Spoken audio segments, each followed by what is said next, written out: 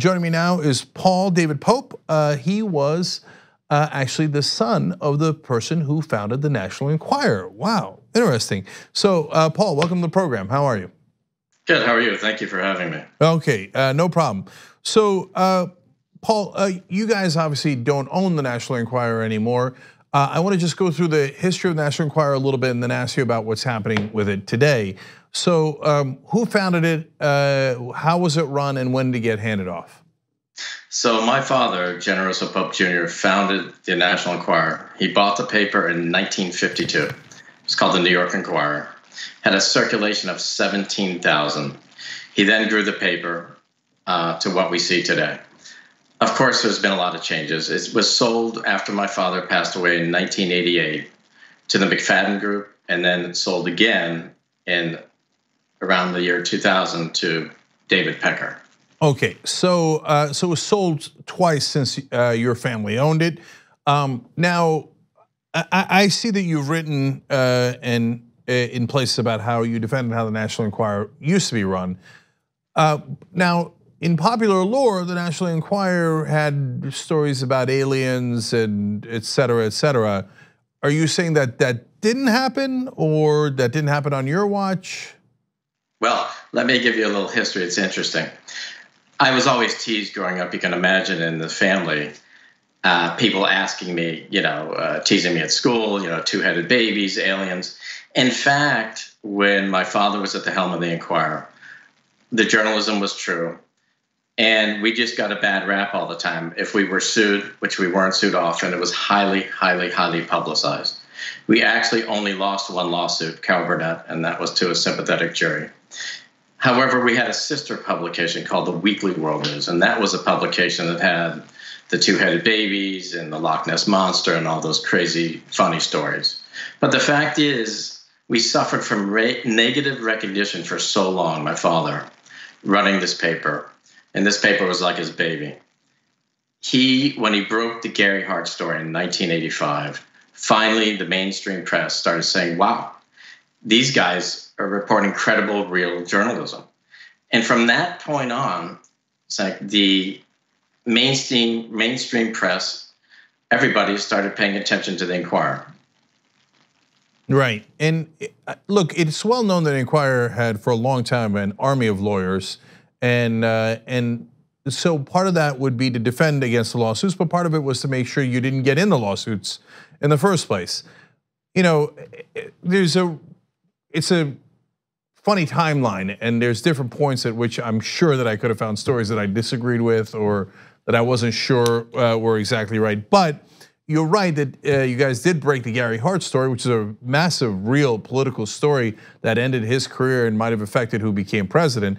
So the Enquirer at least does have a track record, right or wrong, of affecting presidential elections, which brings us to the present. What's your view of how David Pecker has run the National Enquirer? I think it's a very sad state of affairs. You had my father, who would have never used his publication for self-gain, for extortion, for blackmail. He would never put out special interest publications. So to answer your question, it would have just never happened. He was very true to the journalistic ethics and what was right and what was wrong. So perhaps David Pecker is doing what any corporate raider would do, and they're maximizing what they need to do. And keep in mind too, the paper right now is $800 million in debt. The circulation now is about 400,000 or 500,000. When my father had it, it was 5 million copies a week, and we had a pass-along readership of 5. So for over a decade, my father affected 20 million people. So the change is huge, and not only in that, but also in the editorial people and the staff. It was just, we had the best reporters that money could buy. So, look, in terms of circulation, there are a number of factors that go into that, including the decline of magazines overall. But I think a lot of people might be interested to find out, how do they have $800 million in debt and they could still run it? How does that work? That's a good question. David has managed to reinvent himself. He has a lot of shareholders and bondholders and backers. And he's acquired magazines along the way to keep the ship floating. And I think perhaps one would need to look into, it's a follow the money story. You have to look into the Saudi angle as well, and the special interest again. And I don't know conclusively if money was given that way or not. But again, when you're using the paper now, not when my father had it, because I feel one of my main things I need to do is protect my family's legacy and my father's legacy. Again, he's using it for self-gain, promotion, political things. And in leading up to the Bezos, I mean, that is just unbelievable what has occurred. And I applaud Jeff for doing this. I think it's good. I mean, thank God he did this and he stood up to them. People should stand up to people. No one should be above the law. And no one should extort or blackmail anybody. So at this point, if that's a lot of illegal actions that they have either admitted or been charged with. Would you mind if the National Enquirer was shut down, or would you celebrate that? I was just asked this, and I think the legacy would go on either way that my father started. I think if the paper continues to do the types of things it's been doing the last several years, it's probably better if they shut it down. And I don't see anything or anyone coming that can resurrect this or change the present course. So I don't think everything in life is cyclical. Businesses are cyclical. So, print media, as has changed. The interesting thing is my father's imprint is on everything we see today, whether it's, every newspaper, every TMZ, everybody's copied what he's done. In some ways, I think my father would be rolling over in his grave going, wow, this is just a free-for-all. And in other ways, I think he'd be shocked to see the amount he's affected this culture, because it's everything we touch, see, and feel today has his imprint on it. Yeah, but that's got an upside and a downside. And what I like is that you clearly love your dad, and I think it's great that you want to defend him.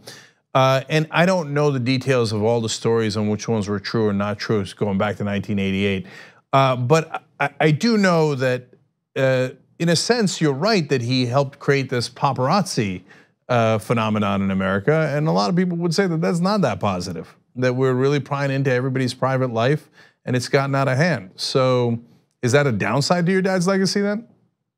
I will address that, and I think that perhaps it could be, because there's a margin there, and he did push the envelope. But now, again, there were lines we didn't cross. We didn't use extortion. We didn't use blackmail. We didn't chase people through tunnels and kill them. Now it's just taken to the next level, and I think that's almost true in anything in life. So I can't sit here and say and pontificate that we did nothing. No, there is some responsibility to be had here. Absolutely. So Paul, I assume that when you guys sold the paper that you got a lot of money, and makes sense. It was very popular at the time, et cetera. So looking back on it, would you have preferred to have kept it and run it, or were you happy that you guys were able to get a good amount of money for it? Wow, that's a good question. I thought you'd raise that. Let me answer it truthfully. In every generation, the patriarch picks a favorite child. In the case of my grandfather, and I address this in my book, The Deeds of My Fathers. With my grandfather, he chose my father, which creates an enormous amount of sibling rivalry, even with his own biological mother. So in the case of my father, he had to start out on his own again. And the same thing happened to me. So it's a blessing and a curse to be sort of the anointed one and the favorite child in the family legacy. And history always does repeat itself. So, but which one would you have preferred? Well, there's no doubt I would have preferred to keep the family business. In fact, after my father passed away, I went and raised money. I raised $400 million. I was 20 at the time, to keep the paper, because I worked at the paper since I was 10. And, the paper was like my father. So it was devastating when I lost the paper. In fact, again, it's a follow the money story. There was complicity in the sale of the paper. The executor sold it to a friend of his. There was a 3% rule. So the paper was sold for $412.5 million. I had raised 400. So I was young and grief-stricken, and perhaps I should have pursued more legal angles at the time. But later I did hire investigators to prove three things: that there was complicity in the sale of the paper and another will, and even perhaps foul play in his death. So I had a lot of lawyers, as you can imagine, and investigators in this whole in my lifetime. It's been quite a journey. Okay, we're out of time, but I didn't see that foul play in his death coming. Would have made for a good National Enquirer story, ironically. And so, sadly, yes. But on the upside, you seem to have, you did get a lot of money, so God bless on that front. Okay, Paul Pope, thank you, and I appreciate that you're trying to, keep some sort of accountability for the new management of National Enquirer, which is clearly completely out of control, and we agree on that completely. So thank you for joining us, Paul. I appreciate it. Thank you.